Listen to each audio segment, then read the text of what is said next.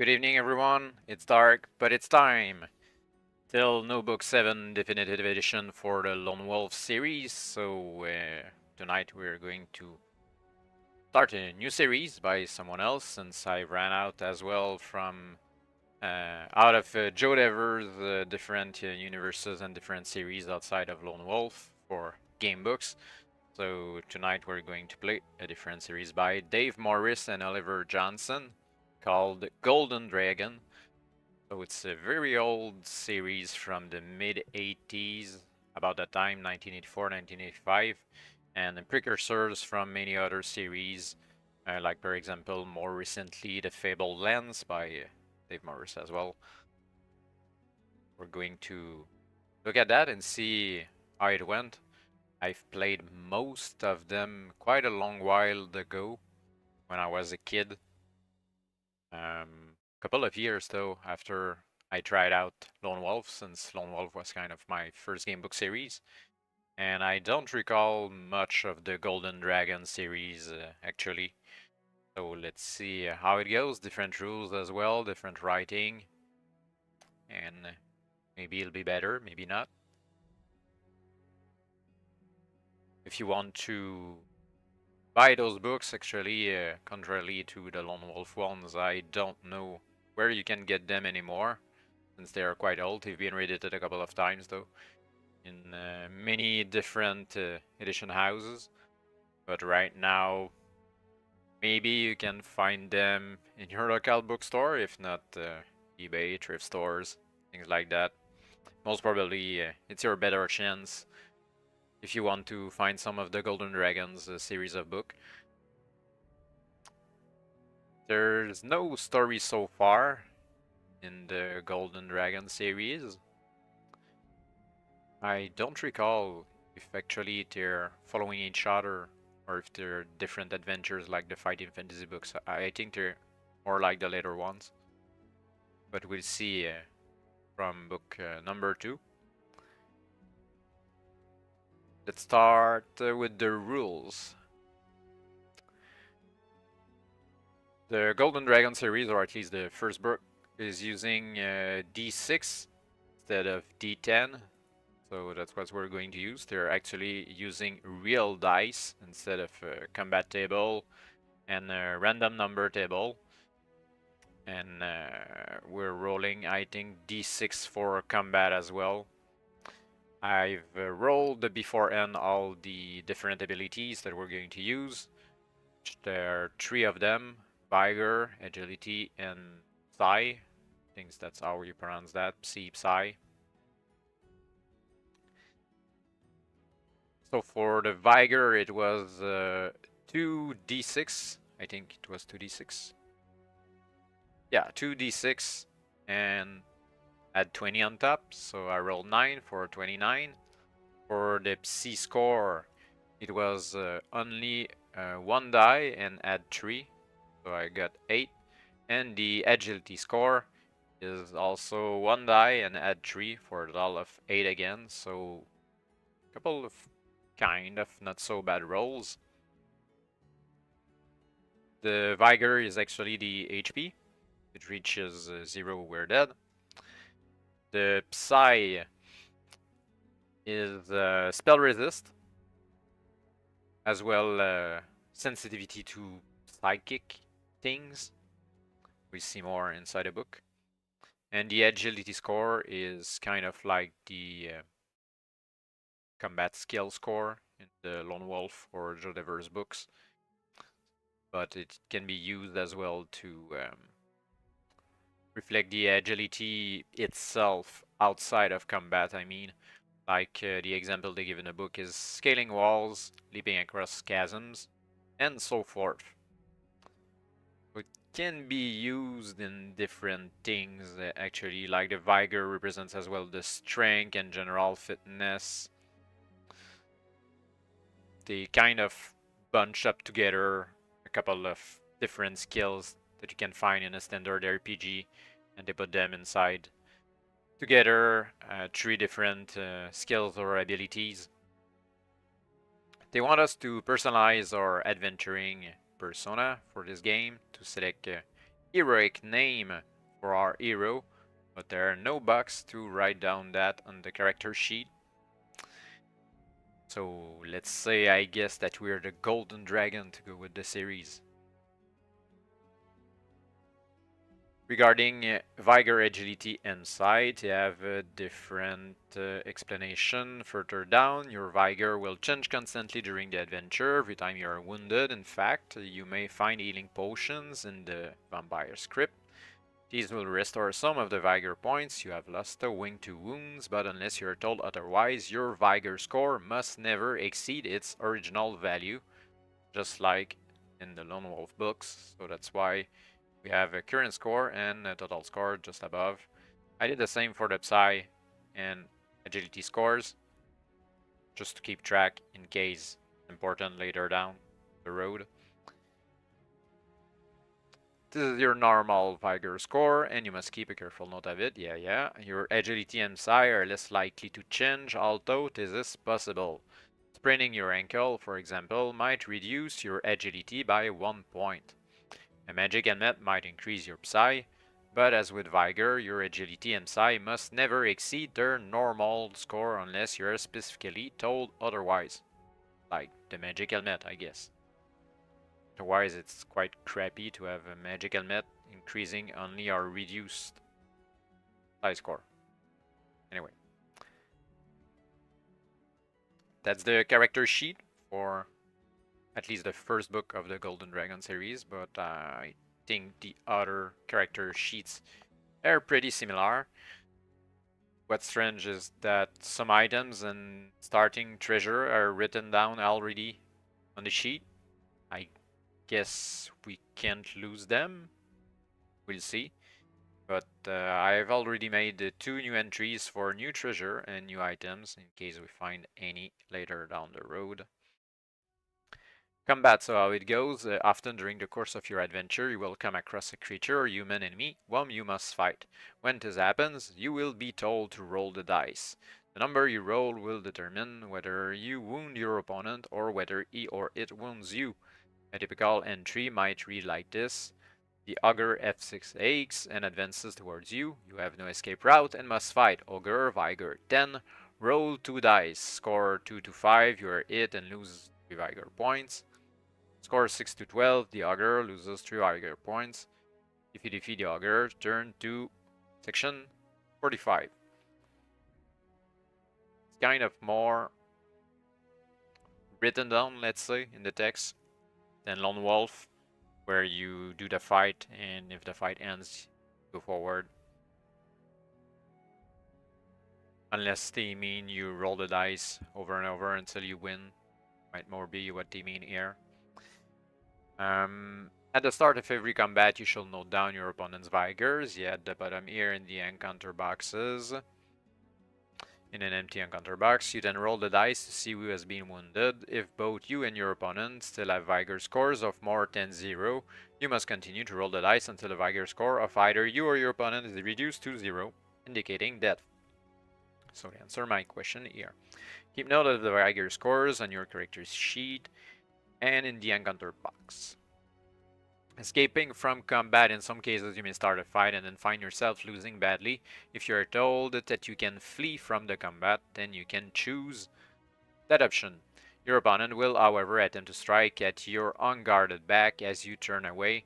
To represent this, you shall roll 2 dice. If the total exceeds your agility score, then you have been hit. Lose 3 Vigor points as you flee. But if the dice roll is less than or equal to your agility score, then you dodge your opponent's parting blow and manage to escape without further injury. I wonder if it will be written for each fight where you can flee, or if we need to refer to this rule every time. See later, I guess. Items and treasure. While exploring the vampire's crypt, you will collect treasure and a number of items. You must fill these in your character sheet as you acquire them and cross them off as they are spent or used up. Any coins, gold, or silver pieces that you find should be entered in the treasure box. Anything else should go into the items box. Suppose you find a jeweled diadem, which you are told is worth 80 gold pieces, you will write it in the items box of your character sheet. like this. Jewel diadem worth 80 GPs. Pretty standard. The diadem may turn out to have magical properties, or it may simply be something you can sell for 80 gold pieces later in the adventure. At the start of your adventure, you have a treasure of 10 gold pieces. You can see here. And for items, a sword, a suit of armor studded leather, a backpack in which to carry further items, and treasure. These are already filled in on your character sheet. Your adventure. You are now almost ready to embark on your adventure. You should start at section 1 and then proceed to further entries according to the decisions you make. Be warned, you are highly unlikely to find and slay a vampire on your first attempt. Make a map as you explore the crypt. If you are killed, fill in a new character sheet and try again. We won't do that. Using the map you made before to guide you. You may not survive your first attempt or even your second, but eventually you will confront the Vampire Lord in his lair. Alright, the Homebrew rules as usual will be if we die, we go back, take another choice. We die again, we go back again, take another choice.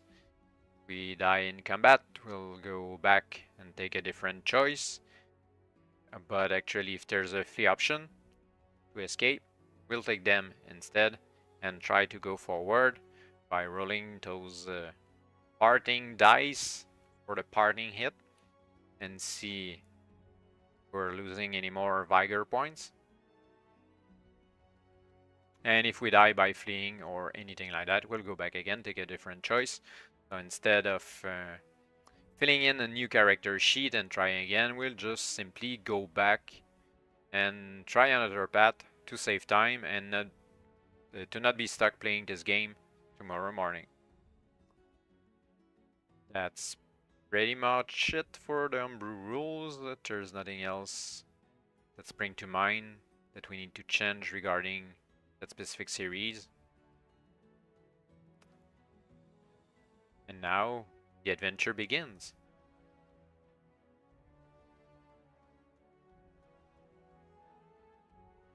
First book of the Golden Dragon series by Dave Morris and Oliver Johnson. Crypt of the Vampire.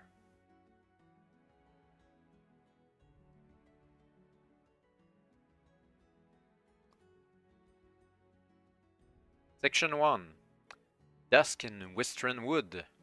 As you trudge along a path which is barely more than a muddy ditch, shivering in the lashes of icy rain swept by the wind, you find it easy to believe the many uncanny and terrifying stories that surround this unwelcoming place. Far off but coming nearer, you hear the cry of wolves. Night is drawing in. You realize you must soon find a place in which to shelter, as you have no wish to be caught out in the open after dark. Ahead, through a curtain of drizzle, you see a high stone wall choked with moss and ivy. A path leads from the main track, and you follow this to a tall gate in the wall. Through the iron bars of the gate, you see a bleak garden where unkept trees and shrubs seem to cower in the rain. A gravel path leads across the lawn, presumably to a house where you could seek shelter for the night. It is a forbidding prospect, but as you hear the wolves call to one another quite close behind, you are aware that you have little choice. Just as you are about to reach for the latch of the gate, you see that its lattice work forms a design, a man-like figure with huge curved talons. Will you? 3 options. Open the gate, climb over the gate, or walk along the wall looking for another way in.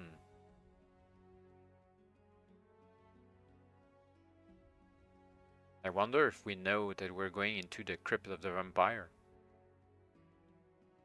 Let's guess that we do. And it will be a better idea to not come from the front gate. And it will be quite irrespectful to simply climb over the gate. I think we should look for different path, different way to get in.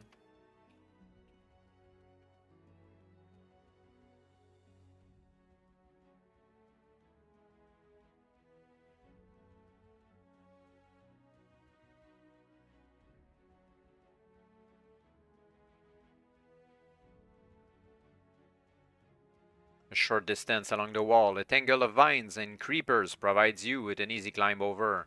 You briefly scan the garden from the vantage point of the top of the wall, then jump down into the garden.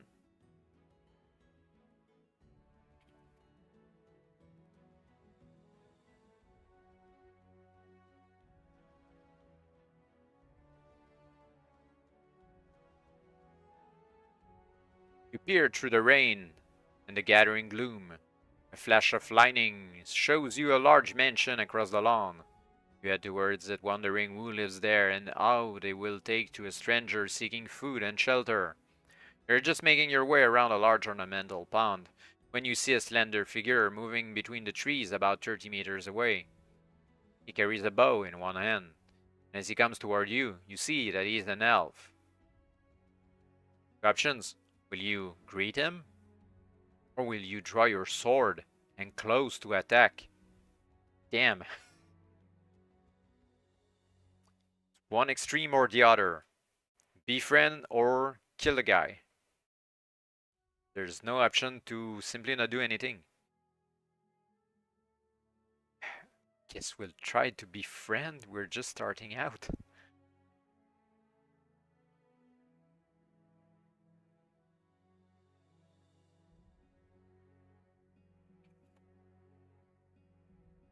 He stares at you, his face contorted in a snarl. He is obviously crazed or in the grip of sorcery. He is readying an arrow and you must fight. Okay.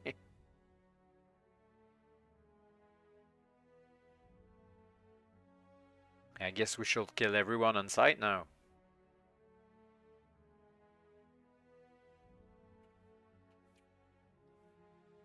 Well, already the first fight of the night. Like the fourth section.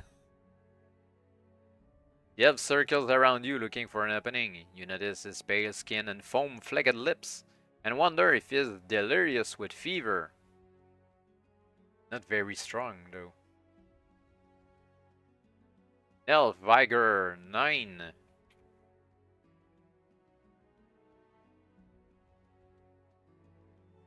Roll 2 dice, score 2 to 6. You are it.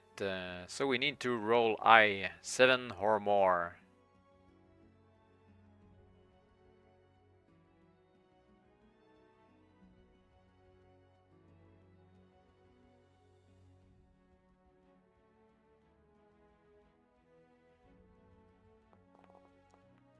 Eight. Start well. The elf loses 3 vigor. Good truck of the sword.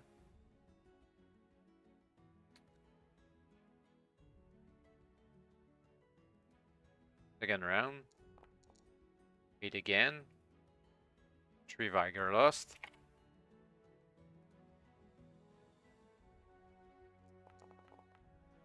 And 10. Well, the elf is dead. 3 strike. 3 hits. He's down. If you beat him, yep, we did.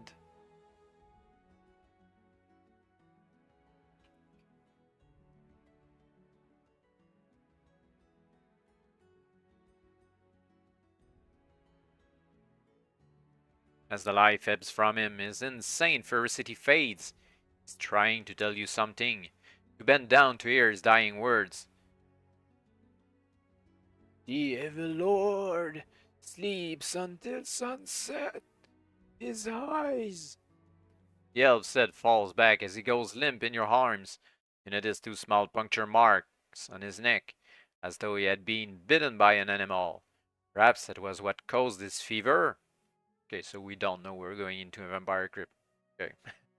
You drag his body under the branches of a tree, out of the rain. You can give him a decent burial in the morning. Yeah, later, if we live the morning. You walk cautiously across the lawn, towards the menacing house.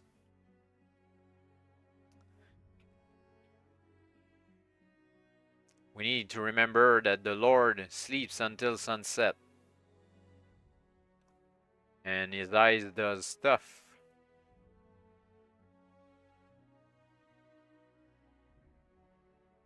It is now dark, but you cannot see lights from any of the window. Damn, we missed the sunset. The house looks dingy and very old. Gargle water spouts, which must have once have been lavish sculptures, have been weathered to shapeless lumps of stone by the centuries. The narrow lattice windows remind you of ice, and it is not the icy cold which makes you shiver now. As you walk along to the main door, you pass a small pond with a statue in the middle. Two options. Will you go over and examine this pond? Or will you try the door of the house? All for examining stuff that are on the way. Looks simple enough. The pond is full of stagnant water and decaying leaves. You also notice a few coins all buried in the mire at the bottom. Do you wish to throw some coins in? If so, decide how many you are throwing. You will rather reach into the murky water to gather some of the coins you can see there. Or if you decide to ignore the pond and try the door.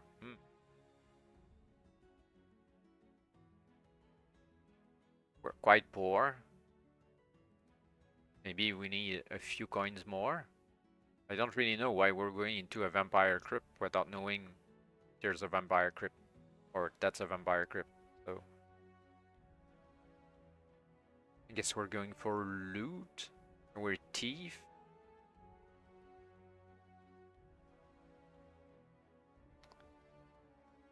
Let's do the bad choice of stealing the coins. The water is very cold and feels unpleasantly slimy. Find several coins which you add to those in your belt pouch. You're now 8 gold pieces richer. Since I can't modify the 10 gold piece that I have already. There we go. You go over to the door.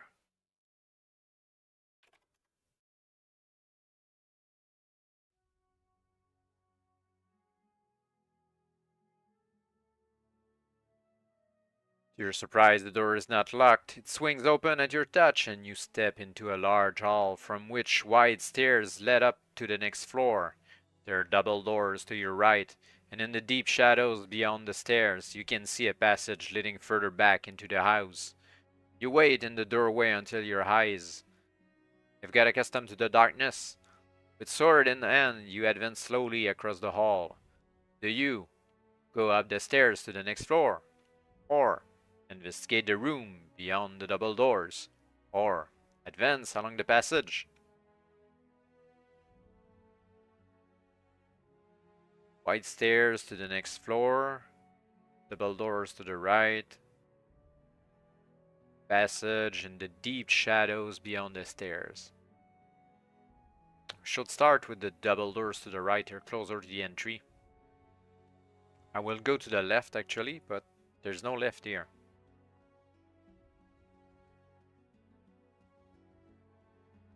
Is it a bad idea to go right instead? Let's see, we're doing stuff backwards.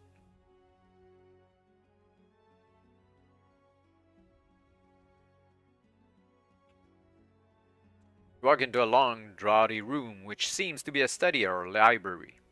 There is no fire, although there are logs in the grate. However, try as you might to get a good blaze going, you cannot get the logs to burn. They're so cold and damp that you cannot stop your teeth, from chattering as you continue on to the far end of the room. In the darkness, you blunder into a desk and almost knock something over on the floor. Feeling this object, you discover that it is a lantern. It is with considerable relief that you light the lantern and hold it up to dispel the shadows. Write this item on your character sheet. Yeah, lantern's a good idea. Now we can explore the deep shadows.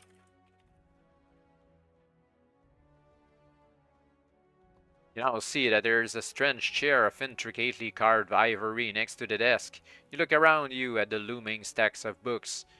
You may take down some of the books and examine them, or go out into the hall and take either the stairs or the passage. Start by examining some books.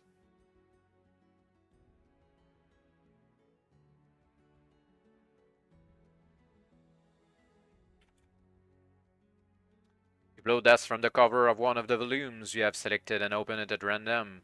It seems to be a kind of encyclopedia, but arranged in no particular order and without an index.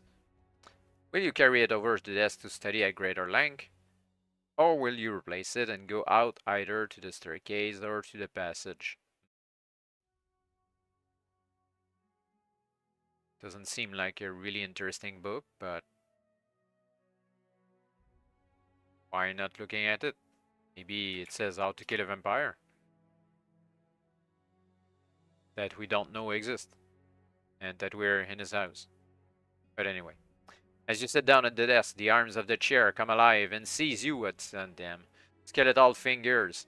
The chair is made not of ivory but of human bones. Roll one die.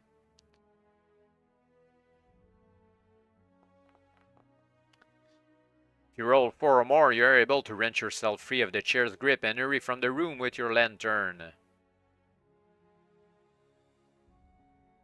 Seems that we're fine.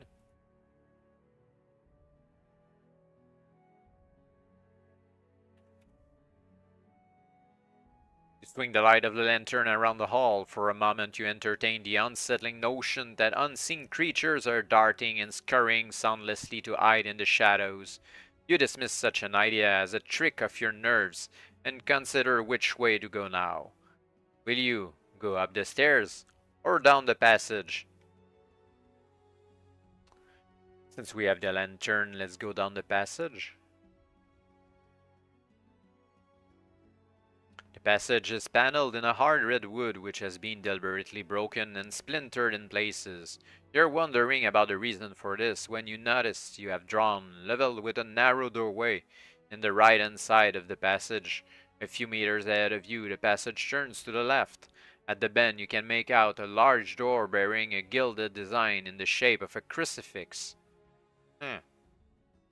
Will you open the narrow door, or advance to try the door with the crucifix symbol on it, or continue along the passage and turn the corner?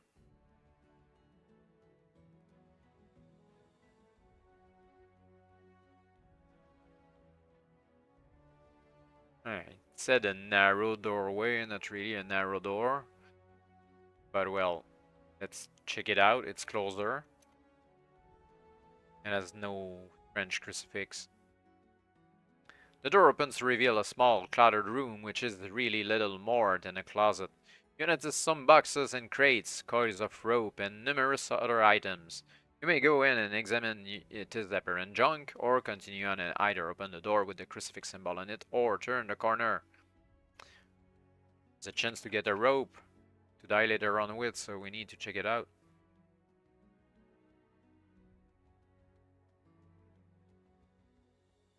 You're about to prise the lid of one of the boxes when you sense something moving behind you. Your sword is in your hand as you whirl to face the danger. With an eerie clattering sound, a skeleton, which had been hidden under piles of old rubbish, gradually rises to its feet. Staring at you with eyeless sockets, it advances to the battle. I hope it's not the chair. Or chair. Skeleton Vigor 6. We need to roll 5 or more for it to be a success.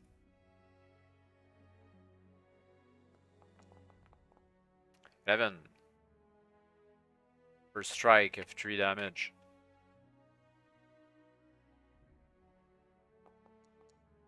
And 6. Skeleton's dead. Okay, so far so good.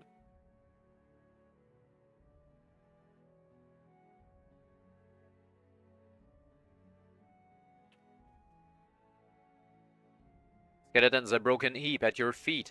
Your search of the room is now more thorough than it might have been. It occurs to you that the skeleton was probably set here to guard something.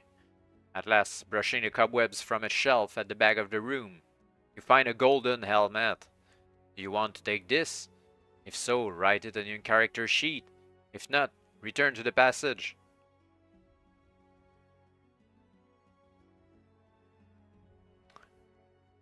Guess we're thief looter, so get the golden helmet.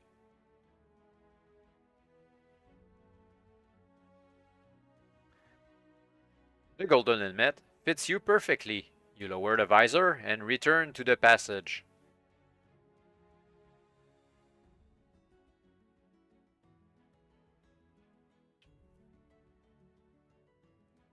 We're called the Golden Dragon and we have a golden helmet.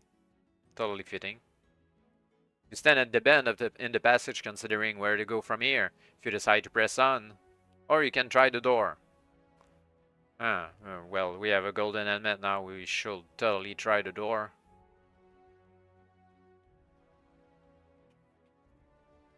Beyond the door is some sort of workroom.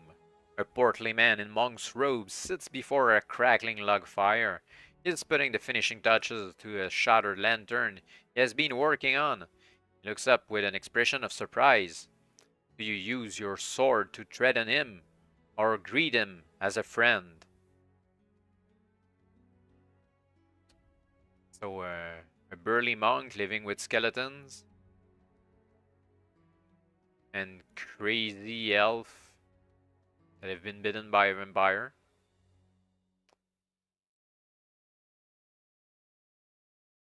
Let's try a second time to be friends.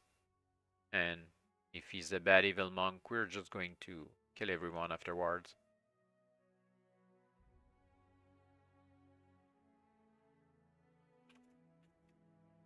The monk takes you over to the fire so that you can warm yourself while he bustles about fetching hot broth and a cup of herb tea. As you set about devouring this, the monk goes back to working on his lantern, content to wait until you have finished. Restore 3 vigor points. We didn't lose any. For the nourishing meal, but do not exceed your normal vigor score. Seeing that you have eaten your fill at last, the monk turns to speak with you. Allow me to introduce myself. I am Father Harkis. You're most welcome here, my friend. But I must tell you that this little room of mine is the only sanctuary in a place of terrible evil. For you have found your way to Tenebron Hall, compared to which the danger of Western Wood are nothing. But I see you are a stranger, an adventurer from far away, so you'll not have heard the tale. Many years ago, the 13th Lord Tenebron lived here. He was an evil man, vilest of an evil line. Rather than submit to mortality, he signed a pact with the Prince of Darkness, and became one of the undead, a vampire. For nearly 2 centuries he has lurked in the crypts below his house, venturing forth by night to entrap its victims. Those he does not drain of life blood are made slaves by his hypnosis. That's why the elf was crazy. Father Arcus gestures around the room at the crucifixes and garlic and other items. With my knowledge of the undead and their weaknesses, perhaps I could confront Lord Tenebron, but I could never get to him. I am no adventurer, and he is guarded by many foul monsters in the dungeons below us. I wait here, close to the vampire's lair, but protected by my holy talismans, and give what aid I can to any brave warrior who comes here prepared to challenge Tenebron. The last was a noble elf. He descended into the crypts 2 weeks ago, and has not returned. Elagis is in the grate, and Father Harkus leans forward urgently to grasp your shoulder. Will you dare to oppose the evil vampire? I can give you something to aid you, either a small crucifix or a magic potion of iron will. Unfortunately, I can offer you only one item, because they take time to make, and I must keep one to give to the next adventurer who comes this way in case you should fail. He stares grimly into the fire for a few moments. Decide whether you will take the crucifix or the potion of iron will, not the item you take on your character sheet.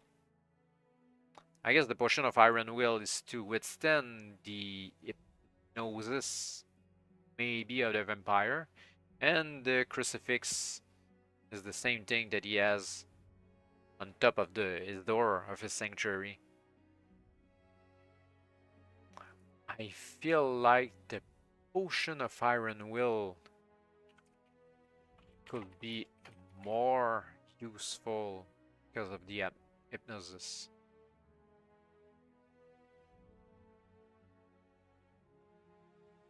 As you are about to leave, Father Harkus hands you the lantern from his workbench. Remember, the right is on your character sheet. I have a second lantern. Okay, sure.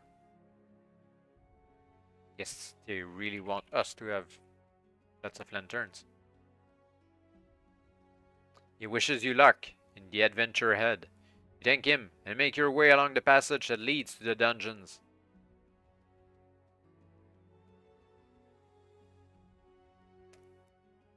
Dual lantern wielding.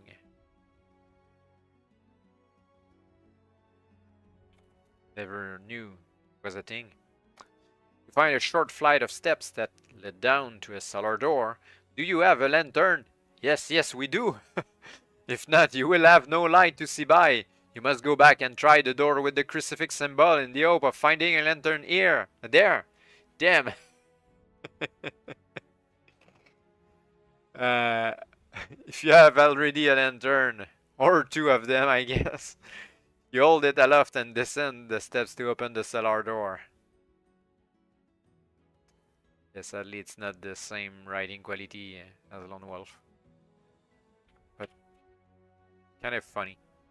To swing the beam of your lantern around the small room, there are racks full of bottles of wine which have lain unopened and gathering dust for more than a score of years. Another door in the opposite wall is barred shut.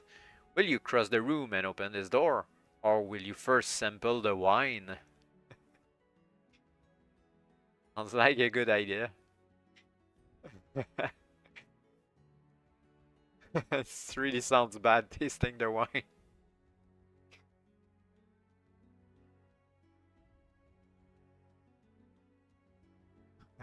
Really a bad idea. I'm not sure I'm ready to go taste the wine. Yeah, no, let's open the door. You lift the heavy oak beam and pull back the door. The hinges have obviously not been oiled for a long time. There is an ominous creak as the door swings open. You pass through into a corridor. After a short distance, you come to a door in the wall to your right. There appears to be an opening in the other side of the corridor, just a few meters further on. You can open the door, or simply go on. Open all doors.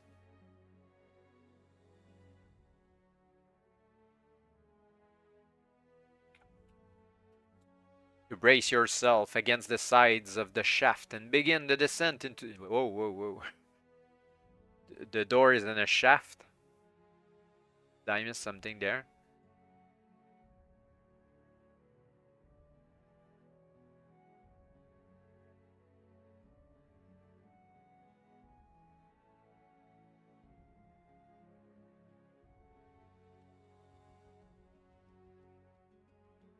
I think I didn't turn to the correct section. Yeah, I don't know why. Makes no sense. Okay.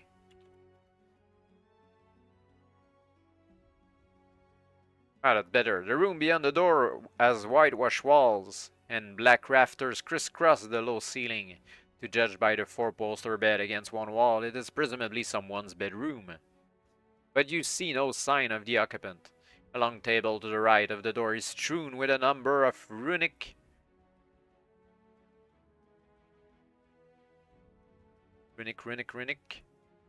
manuscripts, and you also notice a jug of water and a plate of bread and cold meats.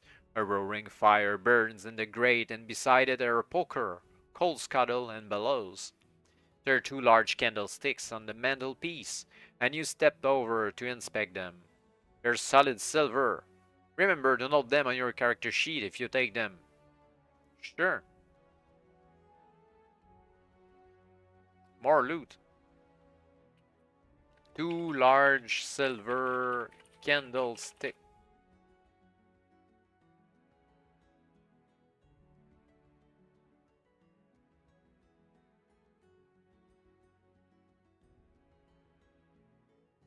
Just then you hear a squawk. Turning, you see a hunchbacked old woman in a pointed cap and filthy robe standing in the doorway. A mangy crow is perched on her shoulder. Two pairs of cold, hostile eyes regard you for a moment, and then the witch bangs her staff on the floor and tells you to leave her chamber at once. Yeah, sure. We can accept or refuse, but let's not trigger a fight here when we don't need to.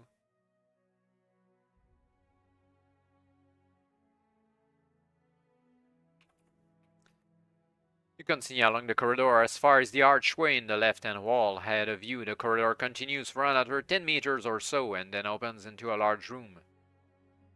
Two options: we can step through the archway or pass straight on to the large room. Let's try everything. So, archway.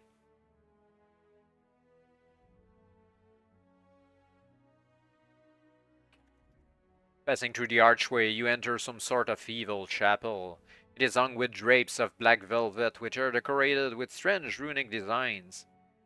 On the altar stone there is a pewter chalice containing a dark red fluid.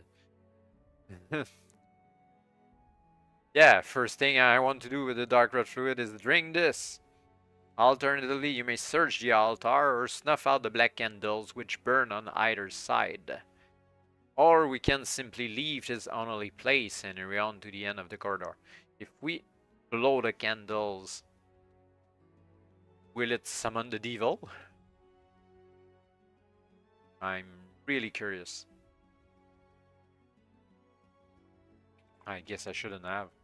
A wisp of blue smoke rises from the wick as you snuff out the first candle. Roll one die. Oh, if you roll 1 or 2, you breathe in his vapor. Yeah, okay. First reaction after blowing a candle is sniffing the candle. The smoke makes you cough and leaves an acrid taste in your mouth. Will you examine the altar more closely or leave this temple? Okay.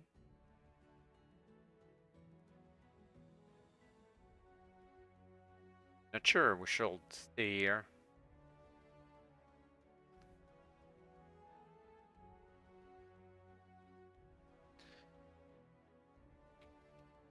You take a couple of steps and then shudder from the delayed effect of the blue smoke.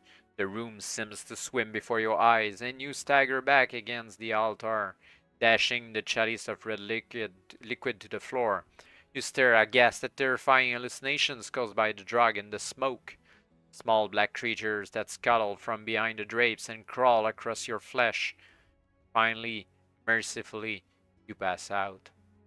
Do you possess a crucifix? No, we took the potion of iron will. I guess we're dead.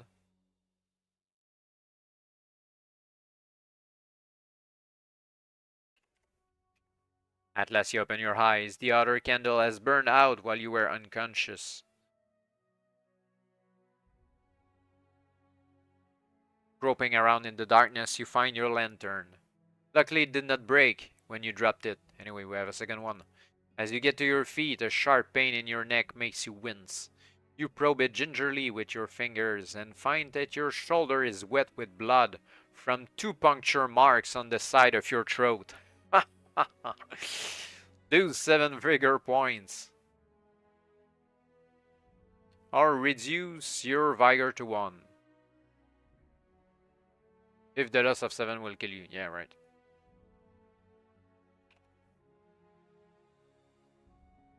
You decide to leave and investigate the room at the end of the corridor. So maybe a potion of iron will be useful after being bitten.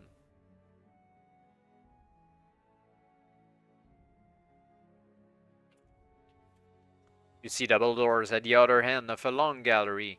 As you walk over to these, you glance at the portraits that adorn the side walls. They show a succession of dissolute nobles, each more depraved looking than the last. The final portrait of the 13th Lord Tenebron, according to the copper plate below it, shows a person of such obvious and overwhelming evil that you almost gasp aloud. Well, he looks just like Dracula. You step back next to a body on the floor. You had not noticed this, hidden in the shadows as it is, and as you stoop over it, you see that it is the skeleton of a long-dead knight, clad in rusting plate armor. His sword, however, has not rusted. It has a blade of shimmering blue metal, and there is a huge amethyst set into the pommel. If you wish to take this sword, or you will rather ignore it and go through the double doors into the next chamber. Yeah, free sword. The problems with Lord Tenebrons is he kills a lots of people in a year, lots of adventurers, but he left the corpses and the loot on the floor for the next adventurer to take it. Eventually, one adventurer will be able to find all the loot of the other dead ones, and he'll be more powerful to face the Dark Lord. You have the Dead Knight's sword and slice it through the air a couple of times, marveling at its excellent balance. Of the two swords you now possess, this and your original weapon, you must decide which to carry and fight with, and which you will sling on your back as a spare. Note this on your character sheet. Well, you will surely use the Dead Knight's sword.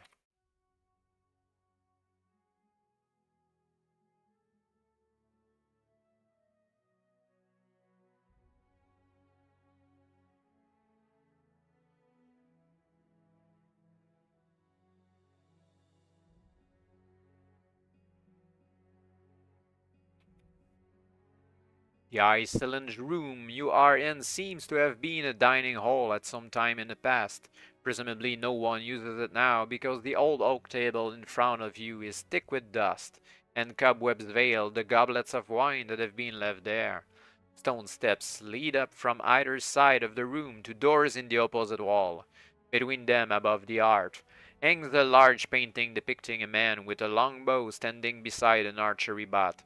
A forest is visible in the background. As you walk across the room, you are startled by a sudden movement. The man in the painting puts up his bow and shoots. The arrow which tears into your shoulder is real enough, and you do not waste any time staring in disbelief as the man draws another from his quiver. Lose 2 vigor points for the wound and choose your next action.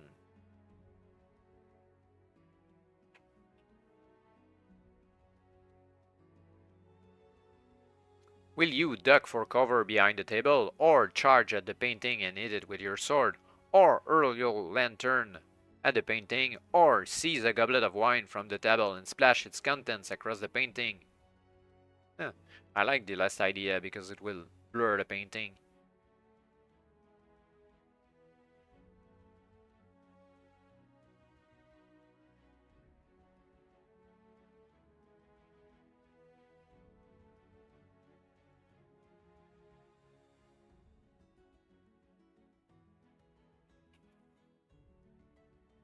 Wine splashes over the painting and causes the colors to run together. The figure knocks on another arrow and shoots, but his aim is blurred now.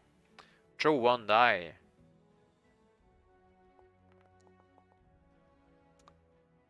On a roll of 1 or 2 he manages to hit you and you must lose 2 vigor points.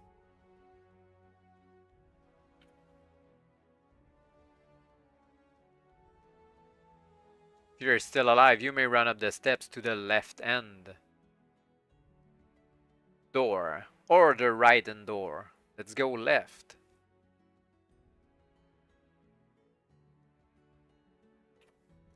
The passage beyond the door goes straight on for a couple of meters and then twists sharply to the left.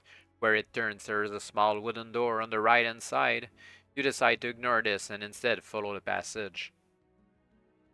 Sure, I guess. You continue along the passageway until it emerges into a corridor with empty iron torch brackets along the walls. Looking to the left, you see that the corridor ends in a door with a gold handle in the shape of an open hand. To the right, the corridor twists down out of sight. Will you go left and try the door, or advance along the corridor to your right? Left again.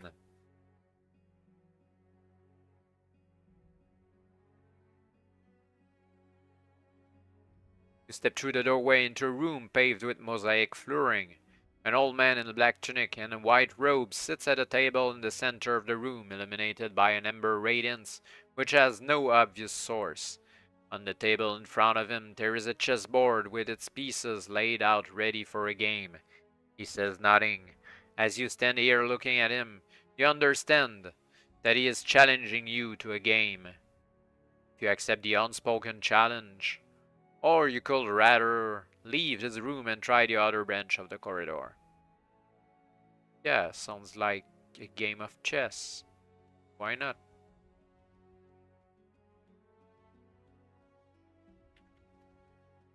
You sit down in an empty chair and size up your opponent across the board.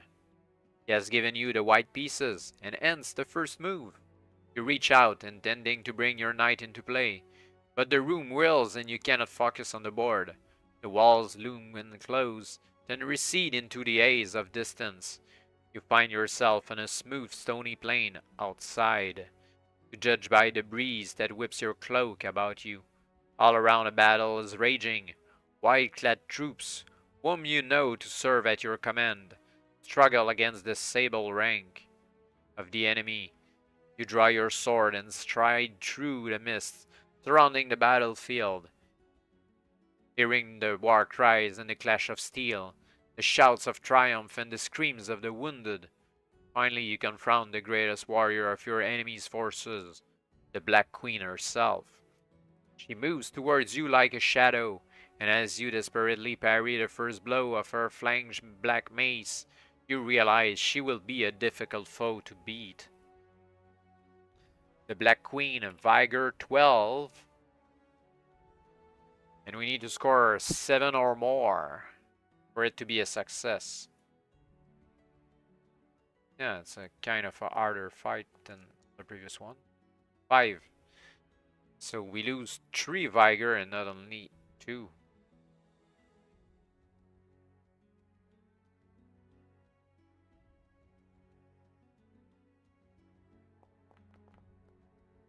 Nine.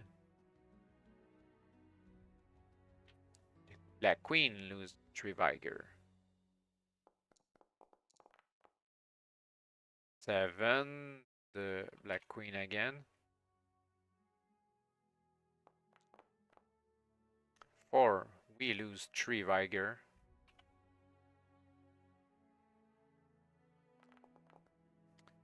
4. We lose 3 again.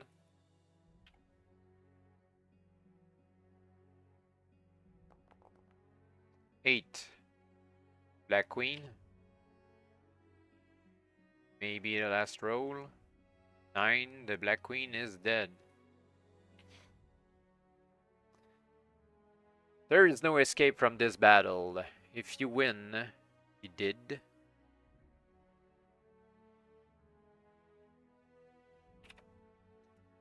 Even as the Black Queen falls at your feet, you see her and the battlefield fade away like mist.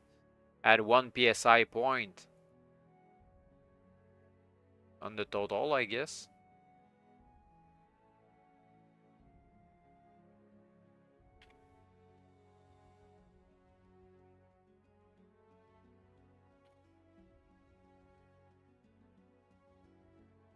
And restore your Vigor to its normal score. Oh, nice.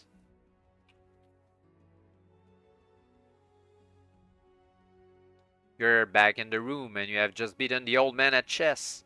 With a sweep of his hand, he causes all the chess pieces to vanish. Then he conjures back 3 of the white pieces. A bishop, a rook, and a knight. They now have leather tongues so that they can be worn around the neck. You may take one of these amulets. Would it be the white bishop, the white rook, or the white knight? Seems like we wanted to use the white knight piece the first time around, so it's fate. Let's take the white knight.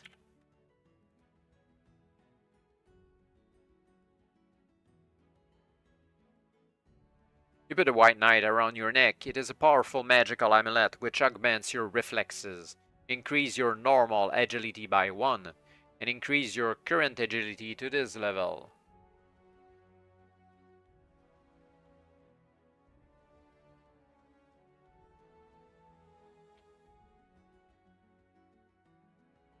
You leave the old man and go back to try the right-hand branch of the corridor.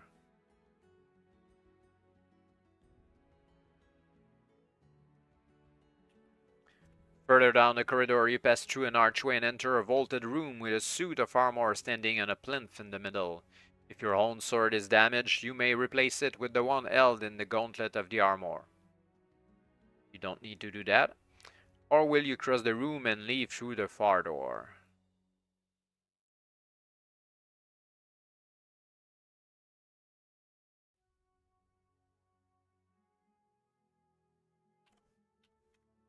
A short passage brings you to a room with two outer exits, a door of pitted, worm-eaten oak in the opposite wall and a smaller door to your right. On a hidebound chest in the center of the room rests a coil of stout black rope. If you decide to examine the chest, or leave the room by the door to your right, or by the door opposite to the wall. I think we should examine the chest and take the rope. That might be a disguised viper.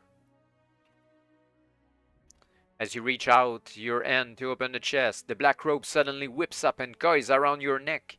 You try to pull it off, but it tightens on your windpipe like a noose.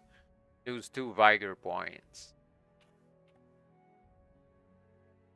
If you're still alive, you had better think quickly or you will choke to death. Will you run for the door, or try to cut the black rope, or open the chest?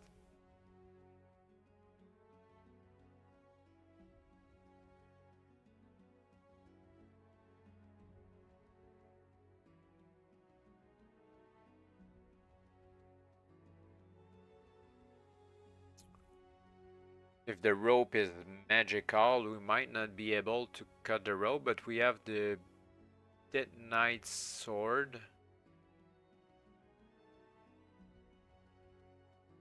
I guess we'll try to cut the rope. Try frantically to slice through the constricting rope, but the length and balance of your sword makes it difficult to wield for such a purpose. Indeed. Roll 1 die. I guess we're dead.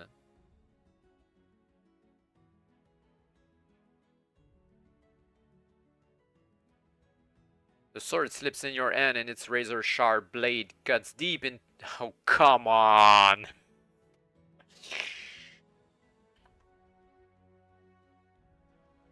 The sword slips in your hand and its razor-sharp blade cuts deep into your jugular vein. You try to scream as you see great gouts of your live blood spurt out onto the stone floor. But with the rope still closing around your throat, you manage no more than a strangled sob. You fall back across the chest.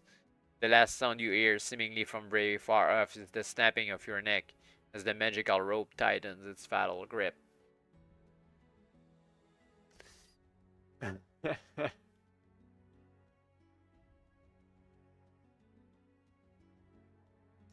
Alright, so we're going to go back to another option. So let's try to open the chest instead.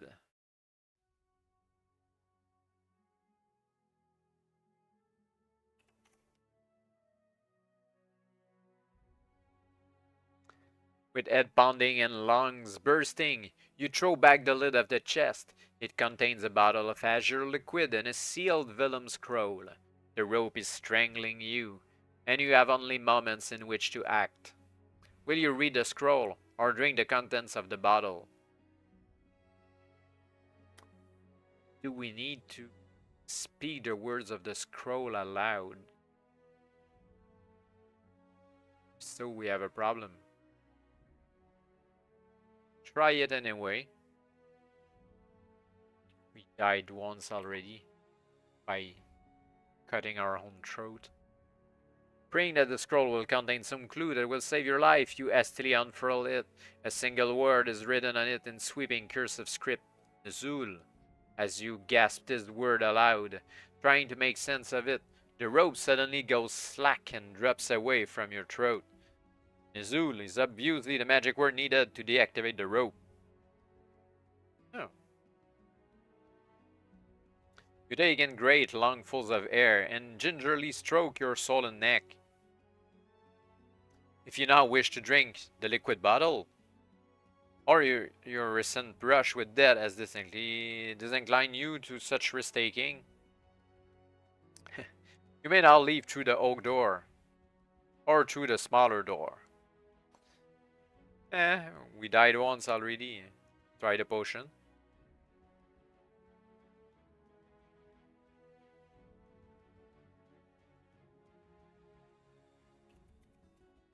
Although the color of the liquid is somewhat off-putting, you enjoy the refreshing taste. As you drain the bottle, an invigorating charge of energy spreads through your whole body. Even as you watch, your cuts and bruises heal with miraculous speed. Restore your vigor to its normal score. Kind of a waste.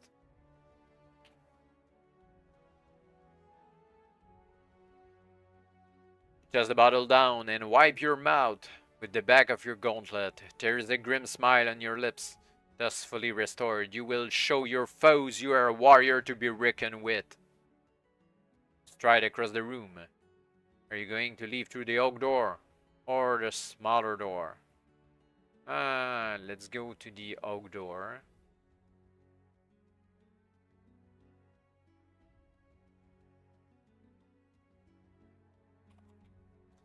You are in a room with chiseled stone walls, which once bore murals now long faded.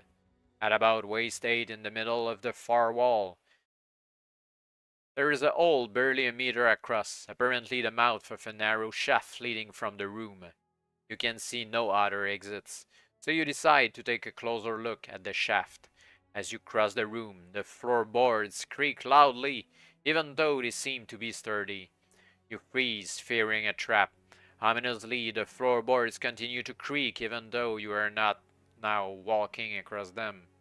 When you listen carefully, you can just hear a faint scratching sound, which is almost masked by the creaking wood.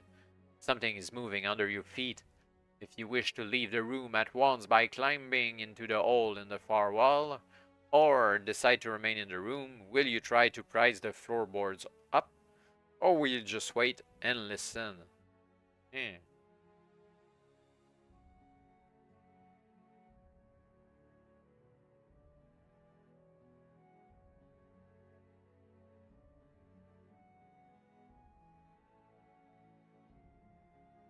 Really not sure what will be best here.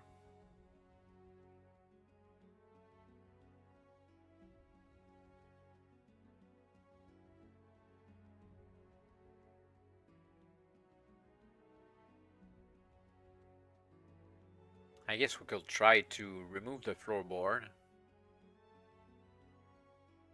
Sure if we'll be able to though.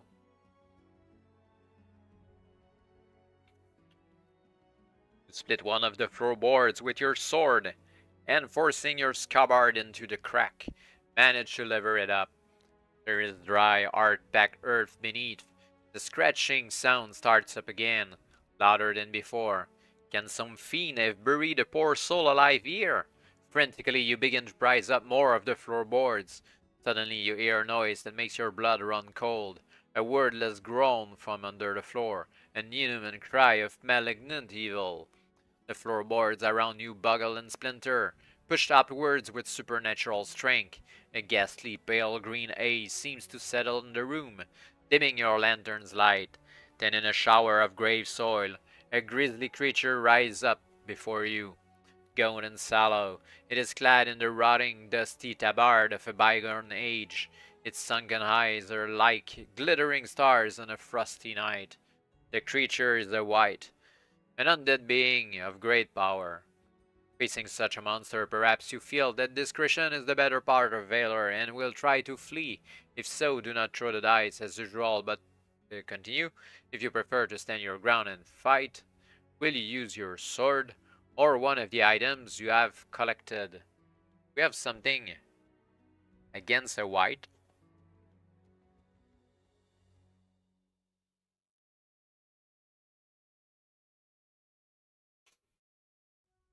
The knight's sword? Does it count or not?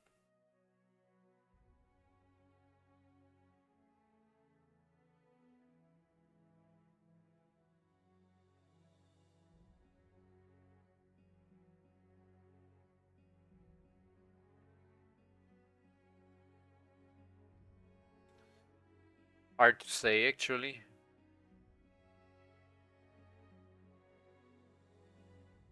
Can check if we have an item that we can use against the creature. You may use any one of the following if you have them. A clove of garlic, nope. A silver candlestick, yup. A Mobius ring, nope. If you have none of these, you will have to rely on your sword after all. So we have 2 silver candlestick.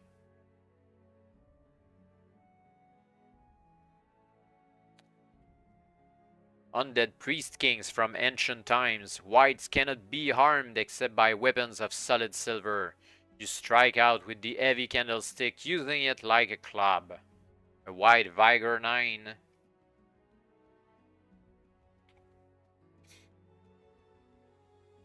Roll 2 dice.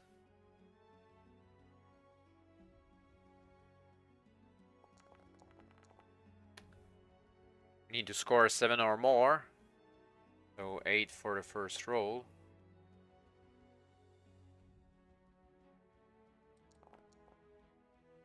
Seven.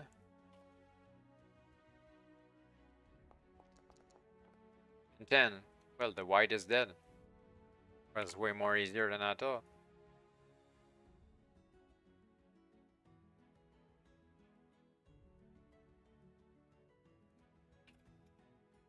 You lean against the wall for a few moments, resting after your strenuous battle.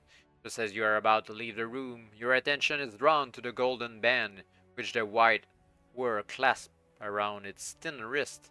If you wish to take this item from its battered corpse, or you will rather leave the room through the hole in the wall, let's continue looting stuff.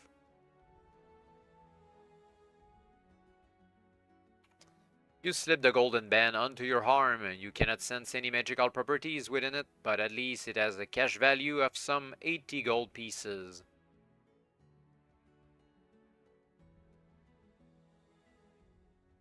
Golden band, 80 gold pieces.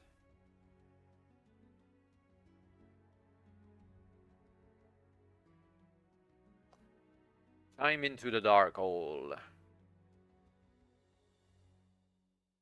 Crawl along the narrow shaft towards a glimmer of light and soon emerge into a corridor. The light you saw comes from a glass oil lamp which hangs from the ceiling. By its glow you can just discern the outline of a doorway at the end of the stretch of corridor to your right. To your left, the corridor recedes into the darkness. Do you wish to reach up and take the oil lamp? If so, write it on your character sheet. If you don't want the lamp, you may now go left or right. Yeah, why not taking more loot? Maybe there will be a genie?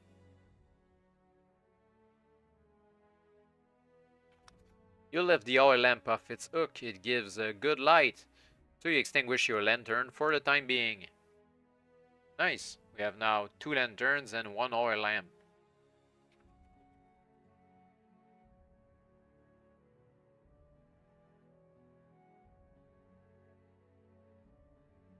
Will you now go left or right towards the door? Always left.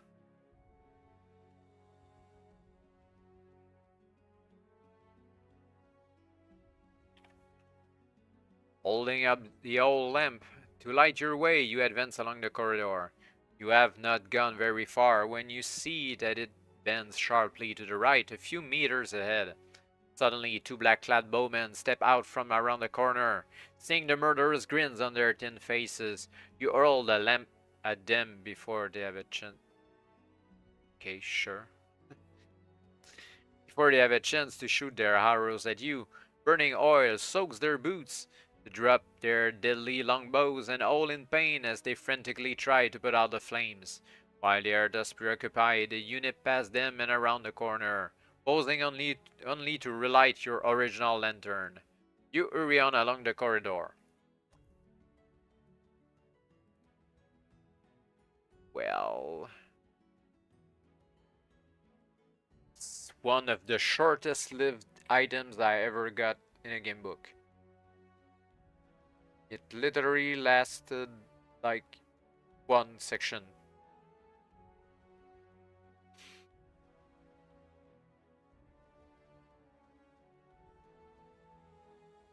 In the gloom, you do not notice that you have walked through a tripwire strung across your path. There is a low rumbling in 10 part of the sea. I don't think I have the correct number again.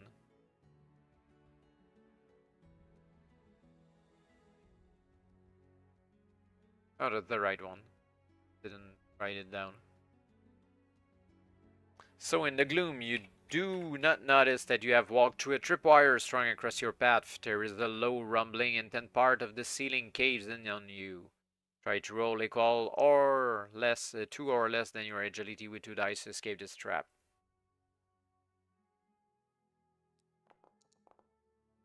4.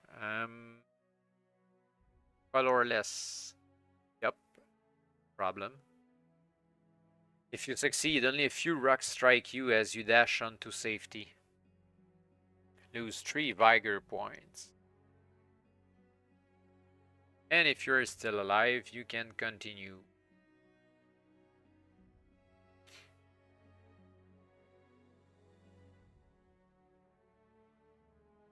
Follow the long winding corridor until it finally brings you to a 4-way intersection. The widest corridor of the 4 leads off to your left, so you decide to go that way. Yeah, sure, why not? No need to give any options, I guess. A short passage brings you to 2 doors. One has a copper handle with plates of jade set into it. The other is a pewter handle studded with chips of moonstone. Which will you open? The copper handle door or the pewter handle door?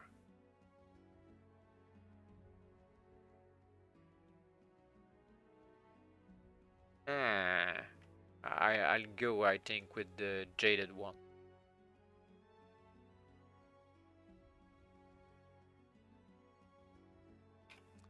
Step into a small room with a wooden chest in the middle of the floor and a door in the opposite wall. Will you try to open the chest? Or will you leave by the door opposite? Or loot? Chest is not locked, and opens to reveal a pile of gold, gems, and jewelry. You are staggered to behold such wealth. Are you wearing a golden helmet? If so, yes we do.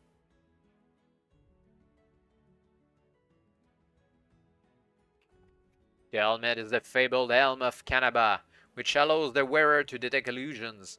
The helm will completely dispel simple illusions when confronted with some complex and powerful illusory magic. The helm will give you a feeling of skepticism. With its aid, you can now see that the gems in the chest are actually worthless glass and paste, and the jewelry is only fool's gold.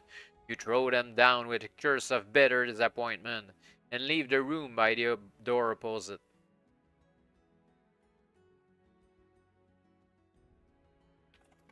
You enter a long hall with narrow windows set into the side walls.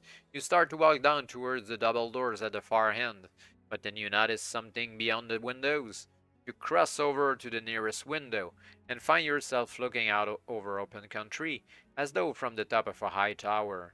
This strikes you as rather odd, because as far as you are aware, you must be deep underground in the dungeons of Tenebron Hall. In the landscape below, you now discern a group of black-clad knights riding towards 2 tents set up a wooded hill. Will you wait at the window to see if anything happens, or will you leave through the double doors?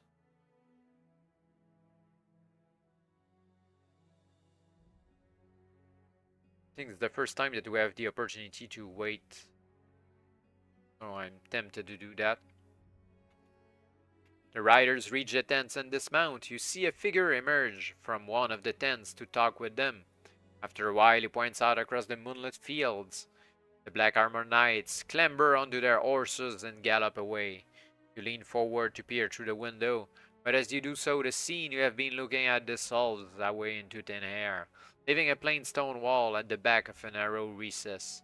You have been taken in by a clever illusion, but the golden helmet wasn't able to look through it and see the illusion for what it was. While just 2 sections before, he saw the illusion of the gold and jewels. Damn, okay. When you try to continue towards the double doors, you discover that sticky strands of webbing have been wound in loops around your ankles. A dark, bulky shape scuttles from the corner of the room towards you.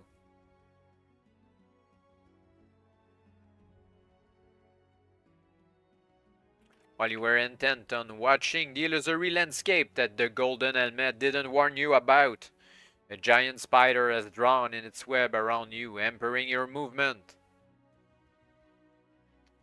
Must do battle with it, and during this fight you will not get the chance to flee. Yeah, because we're stuck at the ankle. We need to roll 6 or more. Giant spider, Vigor 12, but creature loses 3 Vigor right away. 3. We lose 3 Vigor.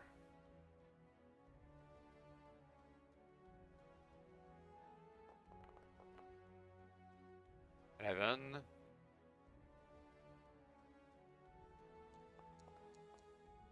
The 5, we lose 3 Vigor again.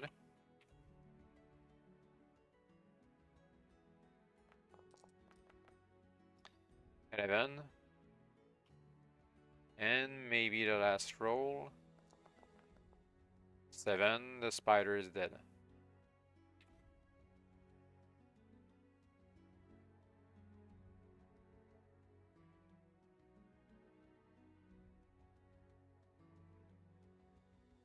Shuddering, you wipe the spider's vile green blood from your sword and set to work freeing yourself from the entangling strands. Watch out, don't cut your own ankles, your own sword. Finally, you are able to squeeze past the spider's twitching carcass. Search the recesses of the hall and find the creature's treasure hoard. Burning away the webbing around this with your lantern, you discover 12 gold pieces and a silver crucifix.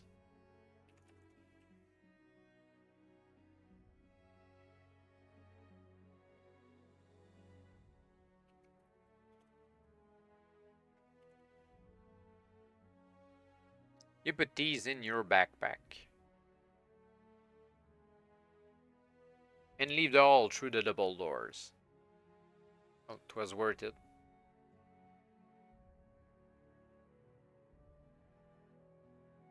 You make your way down a twisting flight of steps and push open the door at the bottom. You come out into a small room and noticing a glimmer of light from a passage to your left, you make your way towards it. A ferocious snarl gives you just enough warning to throw yourself to one side. As a monster with slivering jaws and flaming breath leaps for your throat, it is pulled up short by a thick chain fastened to its collar. In the light of your lantern, you see that your assailant is a hellhound. It crouches back, ready to spring again. Will you draw your sword, or will you take an item from your backpack? I guess we'll check the backpack if we have something useful. You may pull from your backpack one of the following items: a marble bone, we don't have it, a crucifix, or a clove of garlic. We have only a crucifix. The silver one that we just got. At the side of the crucifix, the hellhound whimpers and slinks back against the far wall. You edge around the room towards the passage. You keep your eyes on the hellhound in case it shall attack again, but it barely manages a dispirited growl as you reach the safety of the passage. No loot though. At the end of the walls, along the winding passage, there are pewter torch brackets whose flambeaux gather with a one red light. You come to an iron-bound portal at the end of the passage. Sword in hand, you push open the portal and step through into the room beyond. It is an elegant drawing room, paneled in mahogany, and with several old tapestries hanging from the walls. There is another door directly facing the one you have just come through. In a leather armchair at the other end of the room sits a tall man wearing a velvet smoking jacket. As you enter, he puts down the book he was reading and gets up from his chair. Then he speaks to you, and in a voice of great authority, He commands you to come over and sit with him. Will you do as he tells you? Charge at him with your sword, or take an item from your backpack. Yes, she'll try it. Another item. You may attempt to use any of the following if you have them: a crucifix, potion of iron will, or a cobra idol. Is it the time to use the potion of iron will?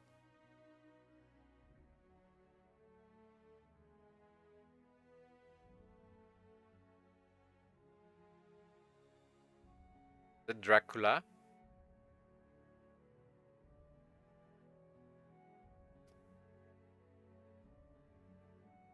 I think there's a chance. Let's try the potion of iron will. Equip the magic potion, then F your sword and advance towards the evil lord. You see a burning light in his eyes as he tries to use his hypnotic powers against you, but you are protected by the potion you have drunk. Good thing.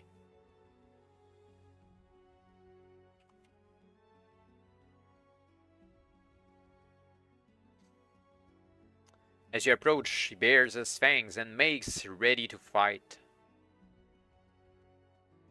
Are you carrying any garlic? We don't. I hope that we don't need it.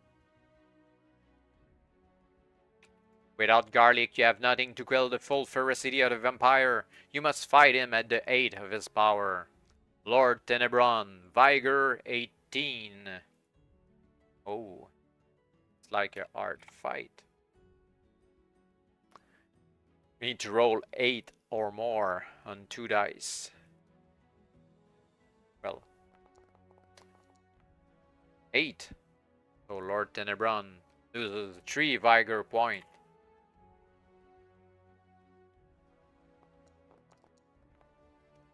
Eight again. Lord Tenebron loses 3 Vigor points. 5. We lose 4 Vigor points.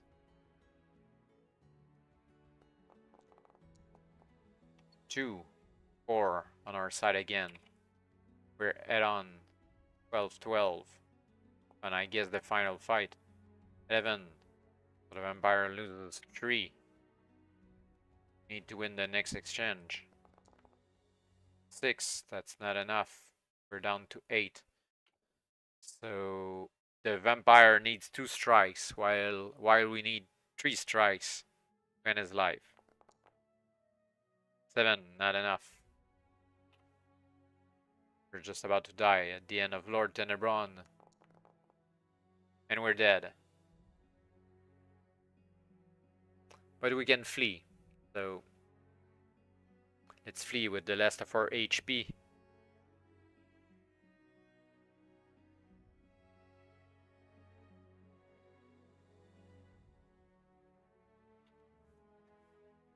Beyond the doorway is a narrow, winding passage. You race along it, the vampire lord close behind you. But in his snarls of rage, you now seem to detect a rising note of frenzy, even panic. Can you be close to some discovery that will enable you to defeat him? You emerge from the passageway into a candlelit chamber, empty except for a black coffin, with a silver crest on the lid. The vampire's resting place. Tenebron bursts into the chamber. He has dropped his suave facade now. Behind the feral glare, you can detect only the bloodlust of a crazed animal. He is about to leap for your throat. In desperation, lacking any other plan, you smash down your lantern on the coffin lid. That's fine, we have another one. Burning oil spills out to engulf it. Horror fills the vampire's eyes, and he opens his mouth in a long, soundless cry of rage and fear. Even as his coffin burns, you see the flesh wither and drop from his bones. He reaches out a decaying hand, then collapses as the centuries take their toll on him. You have defeated the monstrous Lord Tenebron.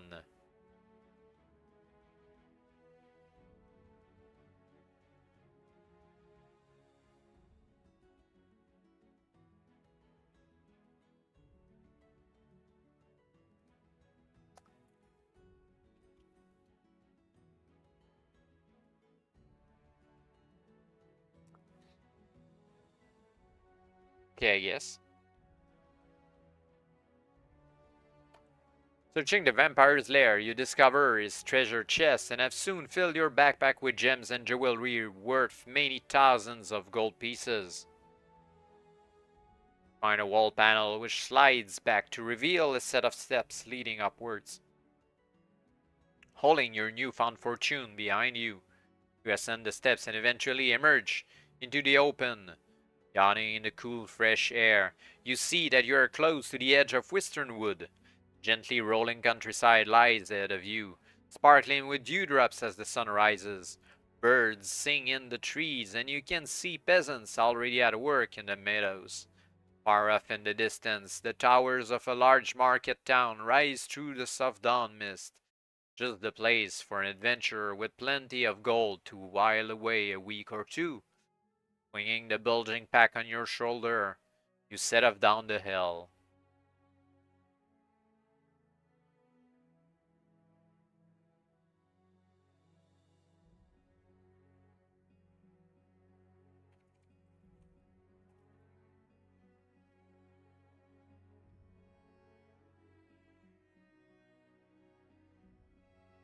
So that's it.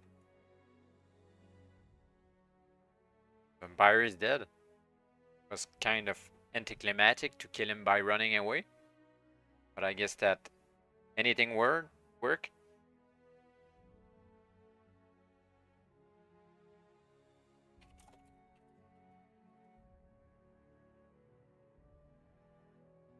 But that's it for tonight. Next time, book number 2 of the Golden Dragon series, called The Temple of Flame. So next week, same channel, same time.